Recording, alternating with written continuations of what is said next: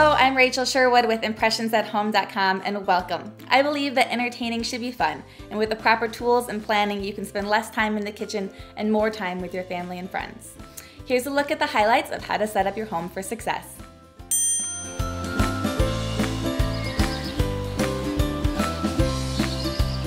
Sweet. Okay, so the first demo that we're talking about is all about flowers.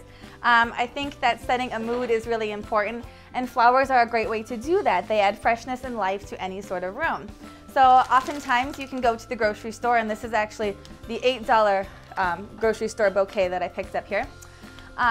Or you can give these as great hostess gifts. But a wonderful thing to do, I found, is to not just take the bouquet like this and shove it in one vase, but to take the flowers and actually break them apart so that you can have multiple little vases. Another thing to do is to cut the flower stem at an angle with a knife, not a scissors. When you cut them with the scissors, you're actually crushing the stem, which makes it so that the flower can't drink up water as easily and it won't last as long. Take a sharp knife and just pull it towards you with an angle. And you can break the large pieces apart. These don't need to be so big. And you can make a bunch of little bouquets that can go all around the house. And I will also look, when I'm looking for flowers, to look for flowers that are long-lasting flowers. So this bouquet here has a bunch of daisies, carnations. This is aster, and this is alstroemeria. Anything like these are long-lasting flowers. These, you can be creative with your vases. So I've got little cordial glasses like here, where you can just put really simple, just one flower. Stick away from things that have really wide lids, because these are going to take more flowers and are going to be harder to arrange in. Anything that's smaller like this is going to be great, or even juice glasses. Small juice glasses, water glasses. You don't need to go to the store and buy a bunch of little vases. You can look around your house and see what you already have. I love these mums. These are probably my favorite entertaining flower, because you can get a big bouquet of these and just chop them off, or if a flower breaks, you chop them off at the end and put them in a bubble bowl like this. So you can stretch one $8 bouquet into several bouquets that can go all over the house. And I learned a lot from the flower demonstration, just even like what kind of flowers to buy, about how to cut them, which I really didn't know. The thing I liked best about that was using flowers that last a long time. I've always loved having flowers around. My mom always had them growing up, but I don't usually have them that often because they die right away. Knife is the most essential part of the kitchen, and this is my everyday home knife set. I took this right out of the drawer. It's a little bamboo box.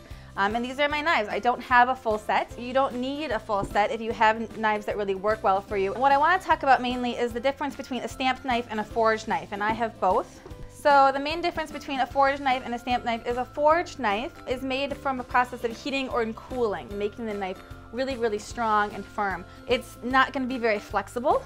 It's going to keep its edge really well. And if you take care of this knife and keep it sharp, it's going to last you a lifetime. These are a little bit more expensive, but like I said, if you invest in them and keep them out of the dishwasher, because the dishwasher will, the heat and the soap of the dishwasher is really harsh on your knife, and that's going to deteriorate its quality quicker. The stamped knives then, these are made from like a cookie cutter. So a cookie cutter comes and like just stamps a piece of metal from a sheet, and they're a little bit more flexible. They're lightweight, they're going to be inexpensive. They won't keep their knife edge as well, but you can still sharpen them and keep them. But they're probably more your disposable knife. If you throw them in the dishwasher, they're going to be fine. The forged knives usually have a bolster, which is where you can hold the knife. You can see that this knife actually runs all the way through the handle, and the stamped knives actually just end right here at the handle. So they're not as balanced as the forged knives too. So this is a little bit more comfortable in your hand, and it's all a preference. And if you're going to invest in something, you know, make sure that you have that one really good knife that really fits you well. You don't necessarily need to have a whole set. And then the last thing is the 3 knives that you should have. If you're going to invest and you're going to have a good set of knives, I have the chef's knife. This is going to be your workhorse. Any type of serrated knife for any of your breads and cakes, and then a small paring knife. And the cheapest, most inexpensive kitchen upgrade that you can do is just to sharpen your knives. If you're looking for a better kitchen experience, sharpen your knives. I got done watching the knife demo, and actually it was really interesting, learning differences between stamped and forged knives, and I picked up a lot from it. Case in point, that you should never put forged knives into dishwasher. And it was really interesting that Rachel only has a few select knives and she keeps them in a drawer, which I think is an awesome idea because it doesn't take up counter space. And I loved all of the different knife sharpening techniques. Should I get nonstick pans? Should I get stainless steel pans? What do I do, Rachel? And as you see, these are both my everyday pans. I use both, and they're good for different things. The nonstick pan, this has a coating in it, and this particular one is actually a hard anodized pan, so this cannot go in the dishwasher. These also, eventually, no matter how good your pan is, and I don't care what they say that the coating's never gonna come off, eventually the coatings are going to come off and you're going to need to get a new pan. A stainless steel pan, if you get a high quality one, it's gonna last you for a lifetime.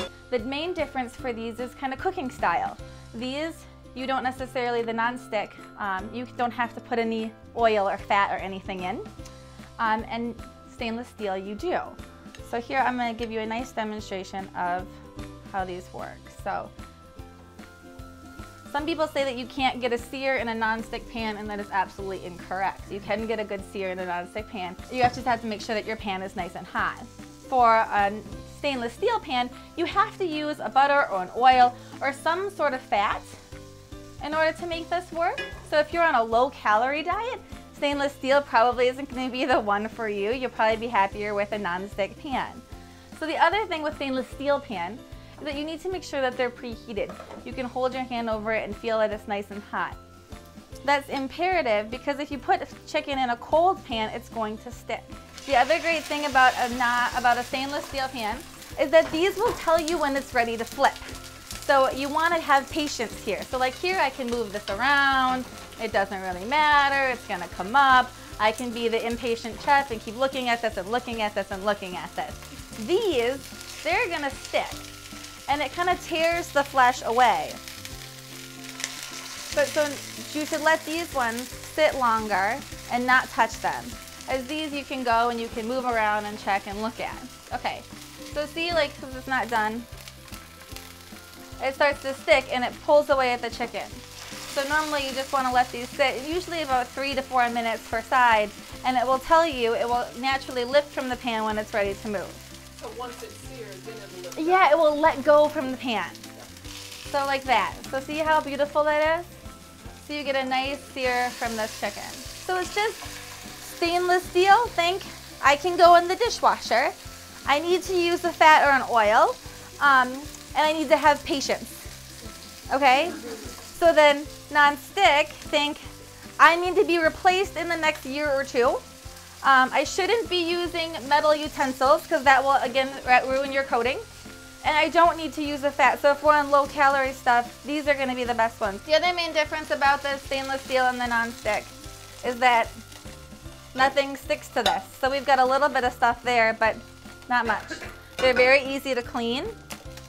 But here, like, we've got some nice little brown particles and some skin that has been stuck to this.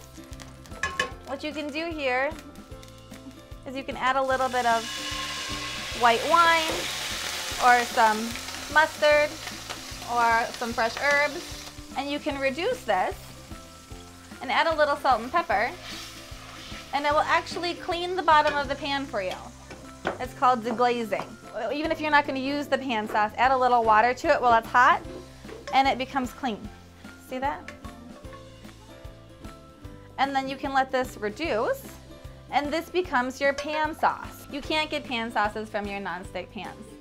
And then that's like your finishing sauce, so that goes right over your chicken. I like this pan. This is my absolute favorite pan. I was telling Amy earlier, if you're gonna pick just one pan, I would do the straight-sided 10-inch sauté pan, or it's a sautoir, because you can do so much. You can do cakes, you can do frittatas, you can braise, you can do risottos, you can even do soups. If you're a college student and you're just in a small apartment, this is the one pan to have because you can do so much. Stainless steel, non-stick, they're both good. Just learn how to use them. I have to tell you, I'm motivated here to go through my drawers, to go through my spice cabinet. I've taken pictures of your suggested lists for, you know, what to have in the cupboard and what not to be without in the freezer.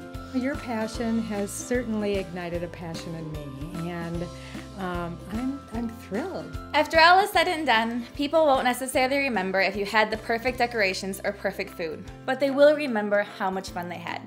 What matters most is the experiences you create, Those are the things that will make memories to last a lifetime. I'm here to make that simple and easy while you can do it and still keep your sanity. If you have cooking or entertaining questions, log on to impressionsathome.com. I'm here to help.